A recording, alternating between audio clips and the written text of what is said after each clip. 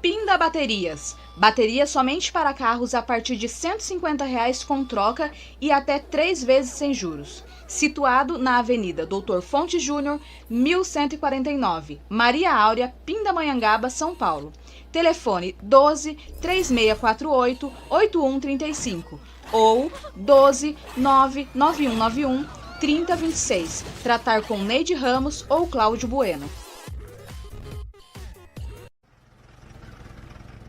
Serralheria Venâncio. Para a confecção de portão basculante, grade, portão de correr, cobertura de policarbonato e toldos. Telefone 12 98222 2300. Tratar com Cláudio Venâncio.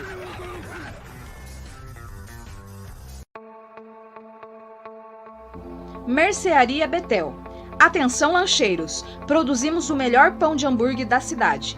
Situado na Rua Bulgária, 355, Pazim, Pindamonhangaba, São Paulo. Telefone 12 98896 3701. Tratar com Wesley. Muito bem, estamos de volta. E hoje o nosso programa aí irá tratar aí, finalizar hoje o capítulo de número 13 da Carta de Paulo aos Romanos. Hoje falando sobre o fim dos tempos, o vício, o erotismo e os maus relacionamentos. O fim dos tempos, o vício, o erotismo e os maus relacionamentos. Meditando aí em Romanos 13, versos 11 a 14. 11 a 14. Mas antes eu quero colocar esse trechinho aí para vocês do podcast que está lá no meu canal, canal Miqueias Alves, o link está aqui na descrição, para você se inscrever e acompanhar lá. Eu quero colocar esse trechinho aí desse bate-papo que eu tive com meu amigo, nosso irmão Lúcio, só para vocês verem como que funciona também. Talvez você está aqui no canal Palavra Viva, você nunca viu nada do nosso canal, do meu canal lá, Miqueias Alves, eu vou colocar esse trechinho, porque esses conteúdos eu só disponibilizo lá. Então eu quero colocar esse trechinho aí para vocês verem como que é e incentivar vocês a ir lá e acompanhar toda essa programação que nós temos lá. Já tá de boa, já aprendeu já como funciona o negócio já. Eu chamei ele para tratar desse tema, né? Tema fácil para ele tratar, né? Nada assim problemático. Um tema polêmico, um tema sensível. Nada sensível. Nada assim. bem sensível. Uma coisa que você fala todo dia você tá tratando desse assunto.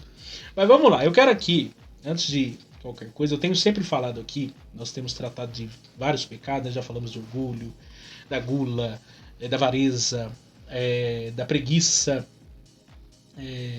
esqueci o outro que nós falamos. Já falamos de vários assuntos. E a verdade é que todos nós somos pecadores quanto a esses pecados. Ninguém pode dizer assim, olha, eu nunca cometi nenhum desses pecados. Na verdade, esses pecados, os 7 pecados capitais, eles são um arquétipo de outros pecados, né? Eles são como que uma base do que gera outros tipos de pecados. Tipo um alicerce. Exatamente. Desses pecados surgem outros pecados semelhantes. A inveja também nós tratamos. E todos nós, em algum grau, ainda caímos desses pecados. Ninguém pode dizer assim, não, eu não desse pecado aqui eu tô safo. Isento, né? Tô isento. É impossível. Isso seria uma hipocrisia da nossa parte aqui. Estamos aprendendo com Jesus, estamos sendo discípulos de Jesus, estamos aprendendo com Cristo para nos ver livres desses erros e falhas. E esse pecado exclusivo aqui, o pecado da luxúria, para mim é o pecado mais que as pessoas mais cometem, que elas menos dizem que cometem. É o pecado, esse pecado dá origem a um outro pecado que é hipocrisia, porque eu nunca vi gente para ser tão hipócrita que nem o ser humano em relação ao pecado da luxúria. Eu penso que da mesma forma que a gente precisa se alimentar, precisa comer, e a gente não deixa de pensar na comida. Uhum. O sexo também é uma condição inerente à condição humana, né? Uhum. Faz parte da condição humana. E da mesma forma que o alimento, o sexo também está relacionado à vitalidade do ser humano. É uma necessidade fisiológica. Então, impossível você não pensar. Biologicamente, nós somos predestinados a isso. Exatamente. Faz parte da nossa condição humana. Exatamente. Porque o que eu estou querendo dizer com essa hipocrisia? Porque as pessoas acham que o pecado da luxúria está atrelado a pessoas que fazem muito sexo. Seja no casamento ou fora do casamento. Uhum. Mas isso não necessariamente, porque o próprio Jesus disse que se você olhar para uma mulher e a cobiçar, você já adulterou com ela. Quer dizer, a questão do pecado sexual, ele não é apenas dos fins, né? O adultério é o último caso, é a ponta, é quando o negócio já deu, é o ato. Mas o adultério em si, ele tem uma raiz lá atrás. Em si, na verdade, o adultério já foi consumado antes Exatamente. do seu coração, né? A própria cobiça, né? O 10º mandamento diz, não cobiçarás a mulher do próximo, né? Etc. Porque começa ali, começa no coração, esse desejo, que é biológico, só que se não for canalizado pelo lugar certo, no caso, o casamento, a esposa, o marido, vai dar luz a outro tipo de desejos pecaminosos, né? Por aquilo que não é seu. E aí eu vejo a hipocrisia, porque nós estamos no Brasil, temos 522 anos de história, né? Brasil descoberto em 1500, e a base nossa é o catolicismo. Sim. Né? Sempre, desde o início, a primeira missa foi rezada na América Latina. E o catolicismo, ele nunca tratou profundamente sobre isso. É um tabu, até os dias atuais, por exemplo, o Papa proibindo o uso de camisinhas, ainda existe algumas coisas assim dentro da Igreja Católica, até mesmo o uso de contraceptivos, operações, né? O homem a vasectomia, a mulher ligar, né, as trompas, sim, né? Isso. E eles têm uma batalha em relação, ou mesmo uma atividade sexual somente para a reprodução, que é um negócio muito louco, que você fala assim, da onde que eles leram isso? Então, esse tabu, e o pior de tudo é isso, tem uma novela, os mais antigos devem estar lembrados, e até alguns anos atrás houve um remake dessa novela, a Gabriela. Sim. E havia uma atriz lá que eu esqueço o nome, que ela virou meme na época na internet muito, né? Atrelada à questão do moralismo. Eu esqueci o nome, devia ter pesquisado. E ela, essa personagem na novela, no passado, ela havia sido uma prostituta, porque nessa novela havia um cabaré lá, existiam todas essas coisas assim. E ela no passado havia sido uma mulher dessa, e depois ela se tornou uma religiosa totalmente moralista. Né? A santa de todo mundo. E no nosso país, quando a gente toca nesse assunto, que é um assunto muito sensível, que é um tabu, as pessoas têm uma moralidade ali contra esse assunto, sim, né? Que cerca esse assunto. Coloca uma cerquinha ali quando vai falar sobre esse assunto, ou toda uma cautela para falar sobre esse assunto. Mas nós somos o país do carnaval.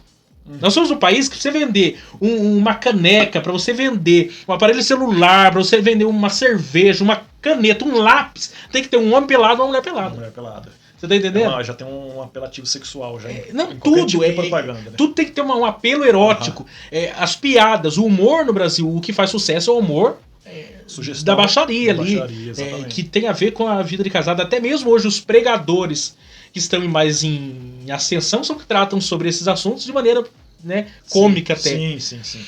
Então eu percebo que essa é a hipocrisia. Essa é a hipocrisia. Nós temos um moralismo sobre o assunto e ao mesmo tempo cometemos esse pecado no secreto ali. Então é aí que eu quero começar. É a partir daqui que eu quero começar. Acabar com essa hipocrisia aqui hoje. Eu quero aqui lavar minha alma hoje. Porque tem que ser tratado. Porque isso aqui não dá pra falar lá no domingo na igreja. Eu não vou ter oportunidade. Você vai tomar o microfone da minha mão. Não dá pra gente falar na escola dominical, o povo vai torcer o nariz. Mas aqui o canal é meu. Ninguém paga minhas contas. Aqui eu posso falar tudo que eu quiser. Vamos fazer uma barraca agora. Muito bem.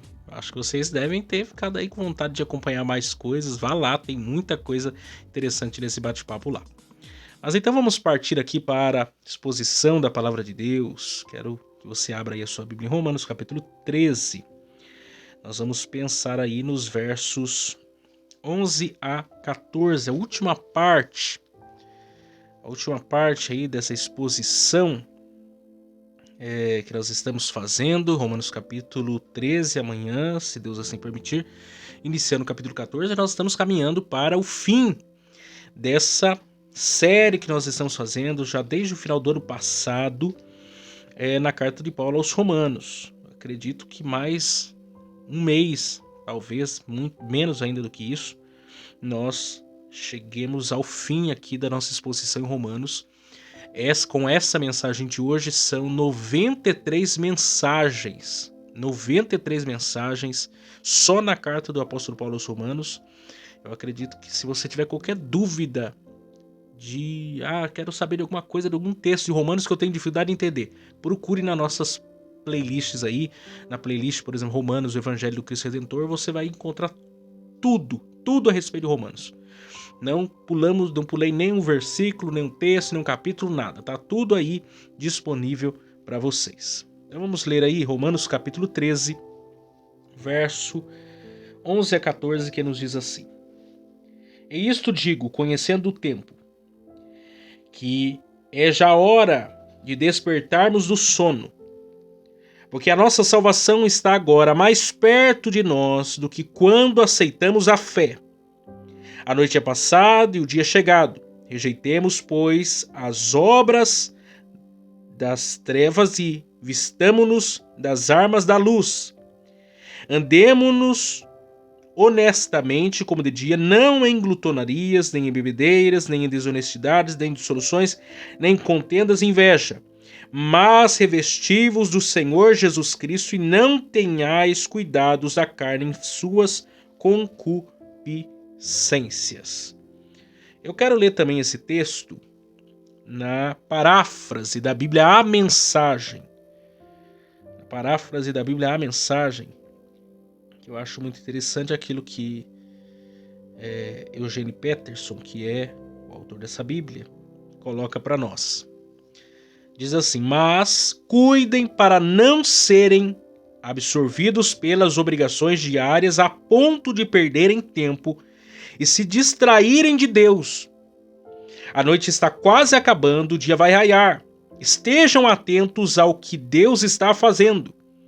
Ele está dando os últimos retoques na obra de salvação que começou quando cremos. Não podemos desperdiçar as preciosas horas do dia em futilidades, preguiça, distração, brigas e disputas. Saiam da cama e vistam-se. Não desperdicem o tempo nem se demorem esperando até o último minuto. Revistam-se de Cristo e estejam preparados. Eu acho sempre muito interessante a forma como essa Bíblia, que é uma paráfrase, não é uma tradução em si, é uma paráfrase, como é colocado. É uma Bíblia que eu já recomendei para vocês, recomendo de novo, com uma boa leitura devocional. Muito bem, nós estamos observando algumas coisas desde o capítulo 12. Desde o capítulo 12, quando Paulo vem desenvolvendo uma linha de raciocínio com relação a questões práticas da vida do crente.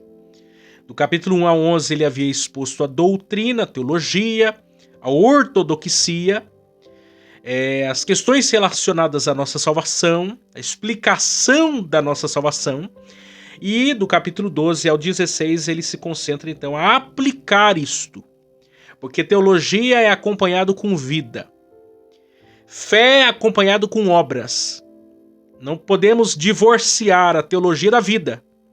Nós não podemos separar uma coisa da outra. Uma coisa está ligada à outra, aplica-se à outra. Tem gente que tem muita, como diria o Hernandes Dias Lopes, tem muita luz na cabeça, tem muito entendimento sobre as coisas, mas não vive. Não consegue aplicar isso na sua vida. E Paulo ele é muito claro aqui. Nesse texto em questão, ele já havia no capítulo 13 falado, por exemplo, da questão da relação do crente e as autoridades. Capítulo 13, verso 8 a 10, ele falou da relação do crente com a lei, né? E que a lei, de fato, é o amor, né? Quem ama, cumpre toda a lei. E aqui ele se concentra falando sobre as últimas coisas. Ele faz uma avaliação. Ele dá uma pausa para fazer uma leitura do presente em relação ao futuro. A relação do crente em relação ao seu presente e ao seu futuro. Sobre as últimas coisas, a vinda de Cristo, a volta do nosso Senhor Jesus Cristo. E ele é curioso da forma que ele expõe aqui esses versos, porque ele usa de uma forma dicotômica. Falando, por exemplo,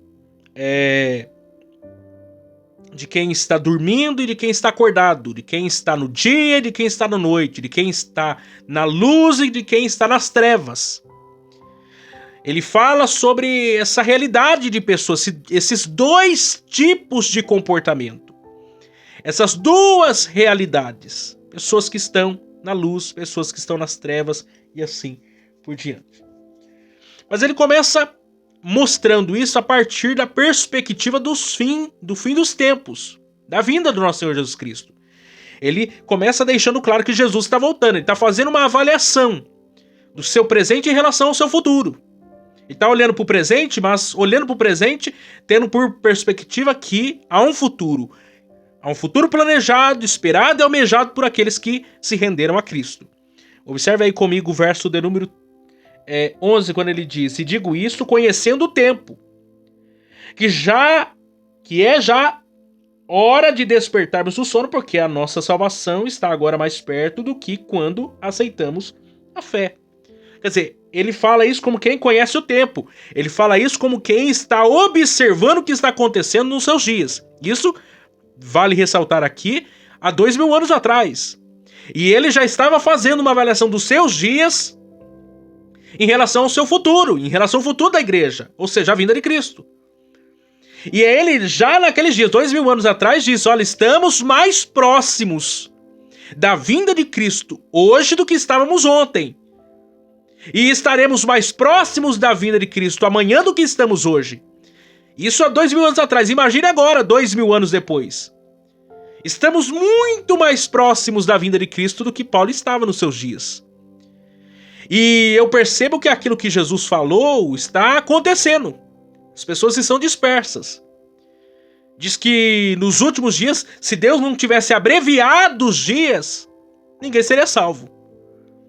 Porque no fim dos tempos as pessoas estariam dispersas, casando-se, dando-se em casamento, preocupadas com as demandas do aqui e do agora, esquecendo-se das coisas espirituais. E aí ainda Jesus usou o exemplo de Noé e sua família, que entrou dentro da arca, a arca foi fechada pelo lado de fora, pelo anjo do Senhor. As pessoas não se deram conta disso, e quando pensaram que não, a chuva caiu sobre a terra, inundou o planeta. E já não tinha mais jeito, não tinha mais esperança, não tinha mais solução. E é o que nós estamos vivendo nesses últimos dias. A cada dia que se passa, estamos caminhando para a vinda gloriosa do nosso Senhor Jesus Cristo. E as pessoas estão desapercebidas. Estão desapercebidas, despreocupadas com as coisas espirituais e com a vinda do nosso Senhor Jesus Cristo. E Paulo está dizendo aqui: eis que digo, conhecendo o tempo, ou seja, sabendo o que eu estou vivendo, sabendo que o meu fim não é aqui nem agora, há um futuro preparado para mim, para a igreja, para o povo de Deus.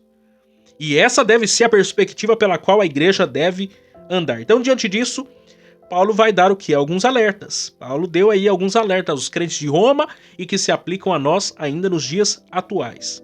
Primeiro alerta de Paulo aí. Primeiro, acordem. Acordem.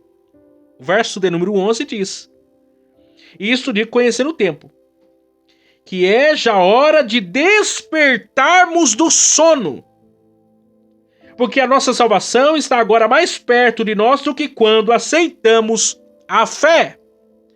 Então veja bem, eu quero só ler 2 textos com vocês. O primeiro está lá em Efésios. Efésios capítulo 4. Aliás, Efésios capítulo 5. Verso 14. Diz assim: pelo que diz: desperta, ó tu que dormes, e levanta-te dentre os mortos, e Cristo te esclarecerá. Deixa eu ler outro texto. 1 Coríntios, texto clássico, conhecidíssimo. Capítulo 11, verso 30. Por causa disso há entre vós muitos fracos e doentes e muitos que dormem. Por que que nós temos que despertar? Por que que nós temos que acordar? Porque tem gente que está o quê? Dormindo. Tem gente que está fraco. Tem gente que está doente. E está dormindo, está tirando um cochilo. Está desapercebido com as coisas que estão acontecendo. E o alerta de Paulo é o quê? Despertem do sono. Acordem. Estejam que vigilantes. Jesus, extensamente usou parábolas para falar sobre vigilância, sobre estar atento, estar como quem está numa posição de uma sentinela. Vigiar é observar, é parar e observar o que está acontecendo, entender as coisas, compreender as coisas que estão acontecendo. E ainda é muito claro, vigiar vem antes de orar, porque não adianta você orar se você não vigia. Tem gente que ora, mas não vigia, não adiantou nada. Você tem que vigiar e orar, para que não deis o quê? Lugar à tentação. Para que não se deixe vencer pelo mal. Para que não se deixe vencer pelas demandas do dia a dia. Não, você tem que estar vigilante, atento. Ou seja, você tem que estar acordado. Não podemos dar lugar ao sono, à preguiça. Podemos dar lugar para que o diabo reine na nossa vida. Não, tem que estar vigilante. A igreja que não está vigilante, que não está atenta, que não está observando o que está acontecendo nos seus dias, ela está o quê? Dormindo. Ela está dormindo. E o perigo é grande de quem dorme nesses últimos dias. É perigoso dormir nesses últimos dias. Porque estamos a poucos dias da vinda do nosso Senhor Jesus Cristo. E o alerta de Paulo é: acordem. Acordem quando? Agora. Agora. Segundo alerta aí. O crente é do dia. Isso aqui é importante. Observe aí comigo. Verso 12. A noite é passada e o dia é chegado. Lá em 1 Tessalonicenses, deixa eu ler esse texto com vocês, que eu gosto desse texto. 1 Tessalonicenses, capítulo 5.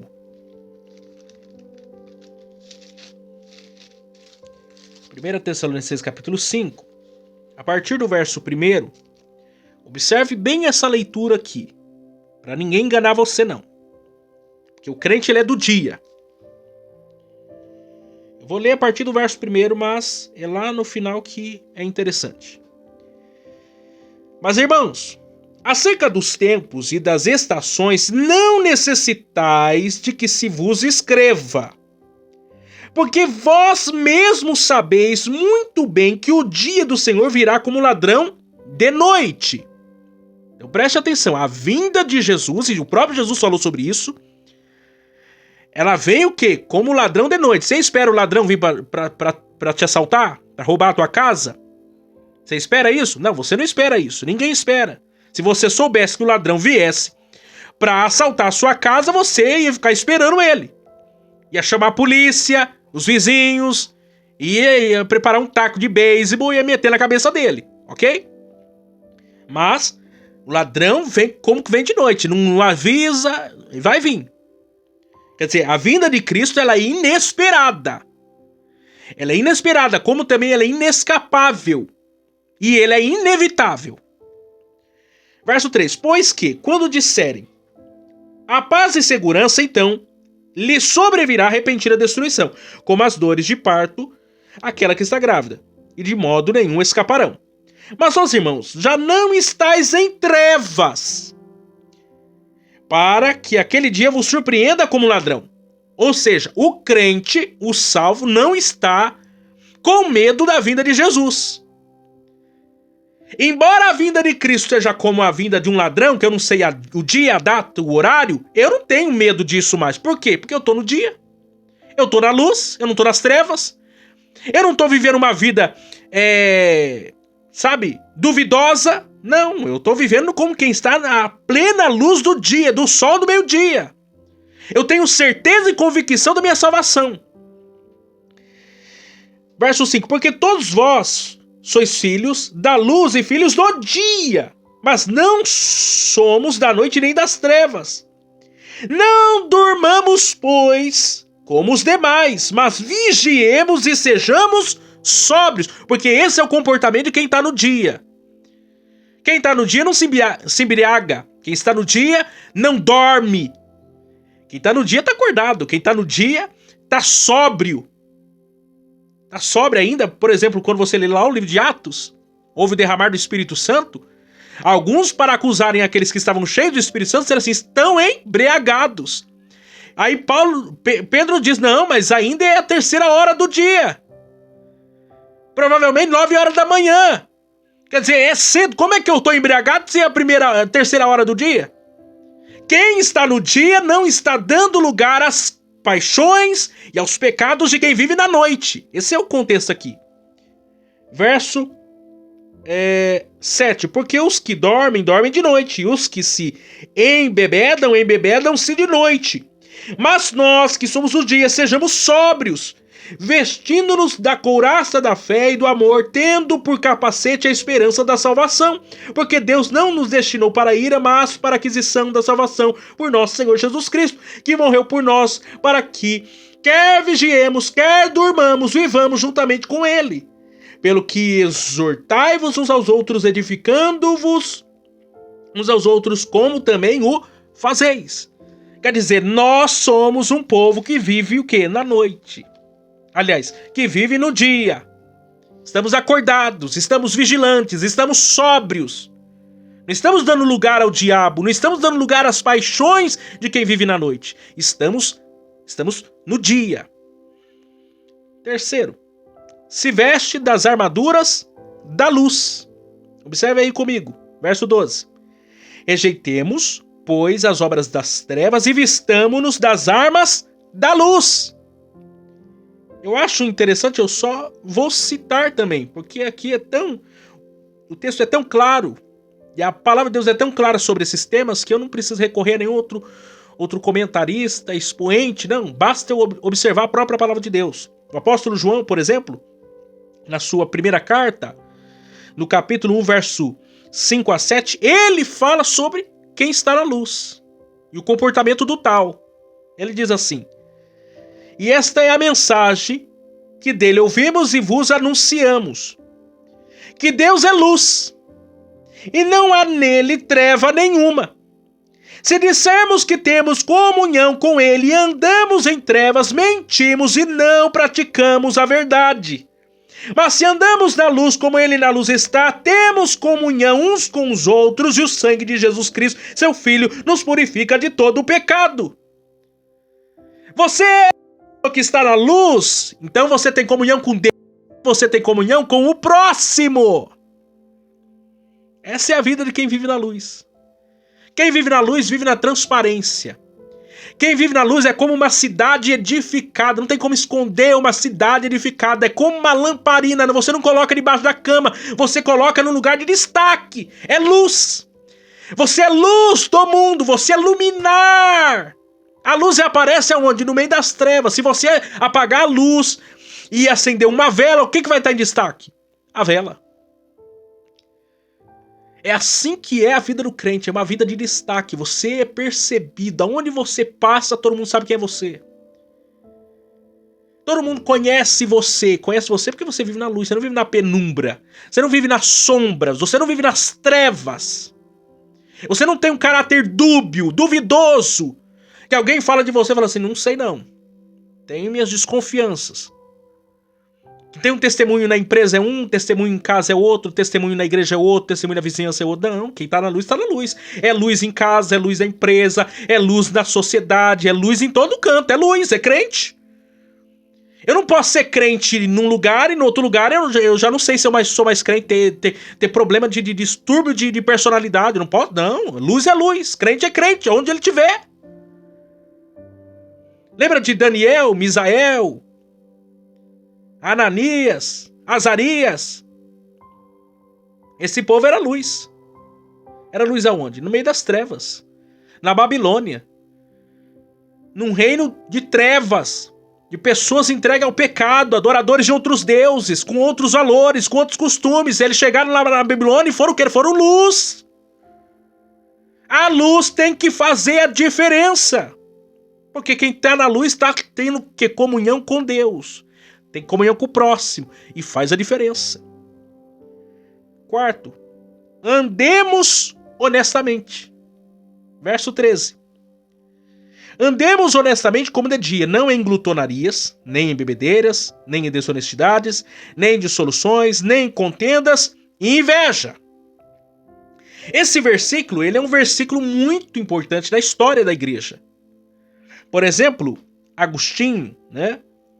importante teólogo, talvez o teólogo mais importante da história da igreja depois do apóstolo Paulo, do 4º século, ele se converte, ele se rende a Cristo a partir do momento que ele lê Romanos 13 e 14. Ele tem um encontro com Cristo, depois de sua mãe orar por ele 30 anos para a sua conversão. Ele tem um encontro com Jesus a partir de Romanos 13 e 14. Eu ainda quero fazer aqui uma leitura interessante para vocês aqui, contando esse fato.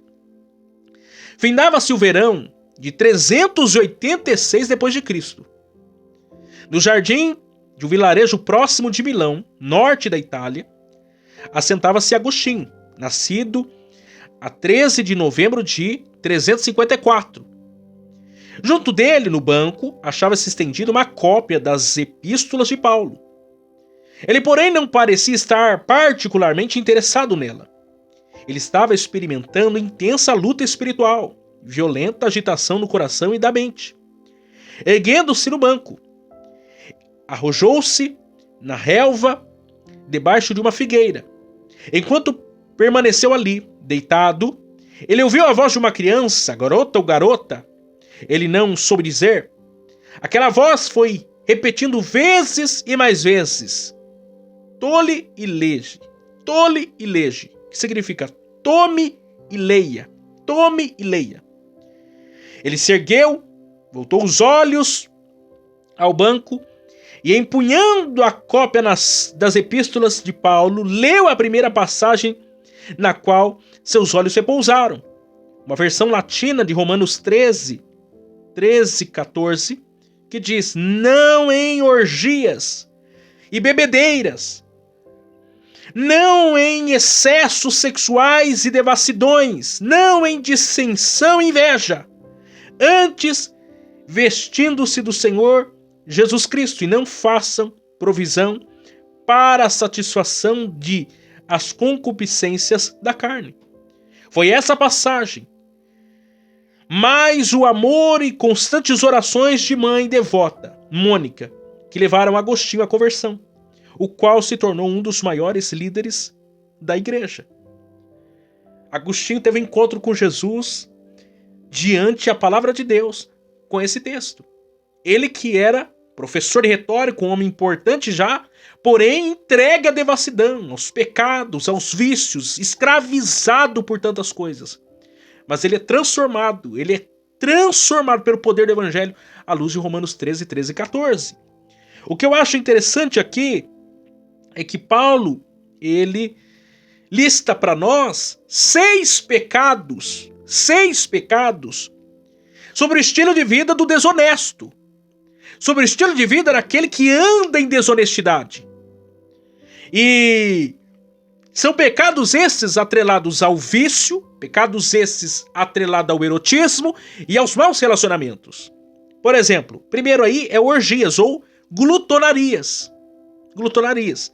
A palavra grega nesse texto aí é komos, que era originalmente referindo-se a um grupo de amigos que tocavam canções para o vencedor dos Jogos Olímpicos, ou para o vencedor de algum tipo de esporte, né, no contexto grego. E passava-se a noite nesses festejos, passava-se noite adentro nessa festança. E mais tarde isso veio se configurar como aqueles que se entregam às festas, às orgias, que se entregam à glutonaria, que se entregam a todo tipo de devassidão, aos vícios como um todo. É a porta de entrada para os vícios. Ou seja, quem são hoje aqueles que nós chamamos de glutãos, ou aqueles que se deixam vencer pelas orgias? Pessoas que gostam de uma balada, pessoas que gostam de uma rave, pessoas que vivem de festas e mais festas, pessoas que dão lugar, ainda Salomão diz que é melhor ir num velório do que ir na festa, porque quando a pessoa vai na festa ela fica sem pensar, ela dá lugar aos seus desejos carnais, ela dá lugar a satisfazer os desejos carnais. E quantas pessoas estão vivendo essa vida? Essa vida de uma satisfação incontrolado, esse excesso de festa, esse excesso de satisfação da carne.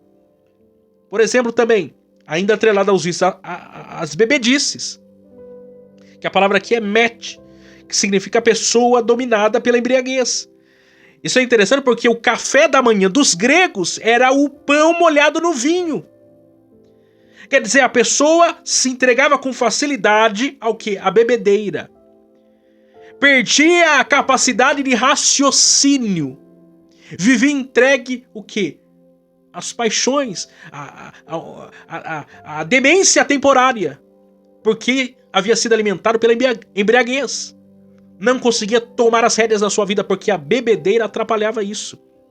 E quantas pessoas estão escravizadas pelos vícios, não só a bebida, mas ao cigarro, a maconha, as drogas como um todo. Pessoas viciadas, alimentando a sua carne, sendo vencidas, vivendo em desonestidade, vivendo longe da vontade de Deus, do querer de Deus. Terceiro, e aqui relacionado ao erotismo. Pecados relacionados ao erotismo, por exemplo, a impudícias.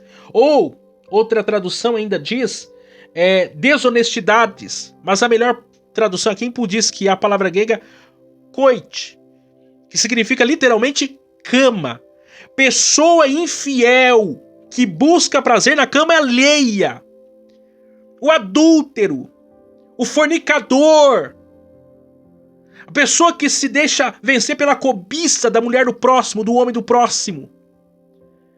Que vive essa vida desregrada quanto à sua sexualidade. É o sexo sem compromisso. Impudícias. Não tem pessoas que fazem isso hoje, né? Hoje em dia ninguém fala. Não, hoje em dia o povo tá santo. Quarto, dissoluções. E a palavra aqui é alcegeia, que significa homem que perdeu a vergonha de pecar.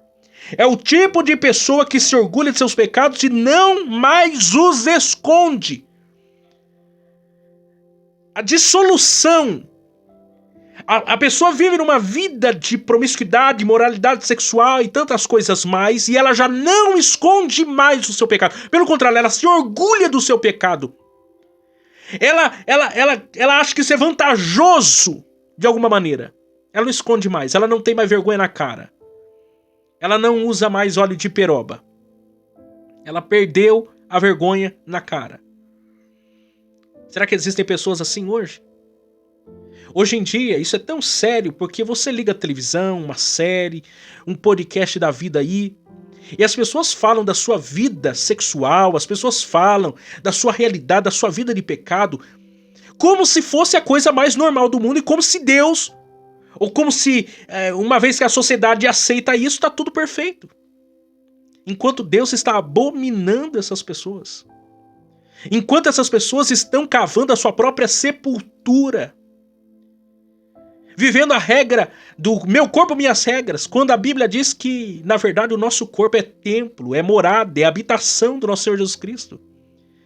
Que o nosso corpo glorifica a Deus. Então, quando você entrega o seu corpo para fazer aquilo que vai contra a vontade de Deus, você está pecando. Mas porque a sociedade considera isso como correto, as pessoas acham que isso está correto. Os filmes e as séries que mais fazem sucesso são filmes e séries promíscuas, que valorizam a imoralidade sexual, que dão combustível para o pecado. E quem que assiste esses negócios? É os ímpios? Não, é os crentes. Quinto, contendas. Aqui já referindo-se ao relacionamento, os maus relacionamentos. As contendas, a palavra aqui é eres, que se refere a pessoas que são movidas pelo desejo de disputa pelo poder, coração dirigido pelo egoísmo, o oposto do que é o amor. Contenda, você não conhece ninguém que é contendeiro, né? Diz lá, Provérbios capítulo 6, que Deus odeia, Deus abomina aquele que provoca contenda entre os irmãos. Porque o contendeiro, ele é um egoísta, ele está procurando seus próprios interesses. Ele coloca um contra o outro e ele fica feliz com isso. Ele faz fofoca de você para alguém e faz fofoca de alguém para você. Ele cria contenda. Esse é o contendeiro. Ele bate nas suas costas e diz: você é meu amigo. E fala para outro que você, na verdade, é inimigo. É o contendeiro. Fofoqueiro. É o problemático. Sexto, ciúmes. E a palavra aqui é zelos. Que, na verdade, essa palavra não é uma palavra em si negativa. Mas nesse contexto aqui, que é o contexto dos ciúmes, e que a base e o fundamento é o pecado, é negativa. Porque o ciúmes também é um pecado, é um problema seríssimo. Tem gente que tem ciúme de coisas, tem gente que tem ciúme de pessoas, tem gente que tem ciúme de cargos, tem gente que tem ciúme de um monte de coisa. É um zelo excessivo, que geralmente a base é um pecado, é algum erro. Tem gente que está destruindo a sua vida por causa disso. Porque a pessoa ciumenta, ela tem uma imaginação muito fértil sobre muitas coisas. Ela não tem um conceito muito bem firmado sobre nada e sobre ninguém. E ela usa a sua imaginação e preenche as lacunas dela com coisas que não existem. Por causa de um zelo excessivo. Tudo que é em excesso é ruim. Até uma coisa boa em excesso pode se tornar algo ruim. Ciúmes, zelo. E por fim aqui, o último conselho de Paulo: revista-se de Jesus Cristo. Verso 14 diz: mas revesti-vos do Senhor Jesus Cristo e não tenhais cuidados da carne em suas concupiscências. Com essa blusa aqui, eu estou vestido. Com essa jaqueta, eu estou revestido. Quando eu estou falando de revestimento, eu estou falando de algo a mais. Um extra. Uma coisa, eu já estou vestido. Mas quando você coloca algo sobre o que você já está vestido, você está revestido. É algo a mais. Quer ver um exemplo? Ficai, pois, em Jerusalém, até que do alto, que sejais revestidos. Revestir. Deixa eu ler um texto. Esse texto é lindo. Colossenses. Colossenses, capítulo 3. Observe aí. Verso 12. Revesti-vos, pois, como eleitos de Deus, santos e amados, de entranhas de misericórdia e benignidade, humildade, mansidão e longanimidade, suportando-vos uns aos outros e perdoando-vos uns aos outros, se algum tiver queixa contra outro, assim como Cristo vos perdoou, assim fazei vós também. E sobre tudo isto, observe, revesti-vos de amor, que é o vínculo da perfeição. Observe como Paulo ele sabe do que ele está falando. Revesti-vos. Ele dá uma lista gigantesca acima. Misericórdia, benignidade, humildade, mansidão, longanimidade. E ainda ele completa, mas ainda mais, revesti-vos do amor. Isso é o extra. Isso é algo a mais. Paulo está dizendo em Romanos 13, verso 14, revesti-vos de quem? Do nosso Senhor Jesus Cristo. Não basta você estar vestido de Cristo. Você precisa também estar revestido por Cristo. Você precisa de um extra. Sabe o que eu entendo aqui? Às vezes a gente acha que as nossas disciplinas espirituais, isso aqueles que as praticam, já é muito. Ah não, se eu oro 5 minutos, já é muito 5 minutos. Sabe qual é o conselho de Paulo? Revesti-vos da oração. Você ora 5 minutos? Ora 10. Você lê um capítulo da Bíblia por dia? Revesti-vos da palavra de Deus. Lê 2. Você vai um dia só na semana? Não, revesti-vos. Vai 2, vai 3. Se você puder sempre fazer algo a mais, faça. É sempre bom estar revestido do nosso Senhor Jesus Cristo. Nós possamos entender isso. Por quê? Porque nós não sabemos, estamos esperando a vinda de Jesus. E o comportamento do crente que está esperando a vinda de Jesus é o quê? Um comportamento de revestimento. Revestimento de graça, de poder, de unção. Esse é o que nós devemos buscar. Buscar dons espirituais, buscar mais dos frutos do Espírito. Deixar Deus operar uma obra em nós. Nos revestirmos do Senhor Jesus Cristo. Que isso venha se fazer verdadeiro na minha vida e na sua vida para a glória de Deus. Amanhã nós estaremos de volta, dando início ao capítulo 14 e dando seguimento aqui à nossa série na carta do apóstolo Paulo aos Romanos. Deus abençoe vocês e até amanhã. Chegamos ao final de mais um programa Palavra Viva. Vocês que nos ouviram pela rádio web Palavra Viva e para vocês que nos acompanharam pelo canal de YouTube Palavra Viva. Aproveitem, se inscrevam no canal, deixem o seu joinha e compartilhem com seus amigos. Até a próxima vez. Tchau, tchau.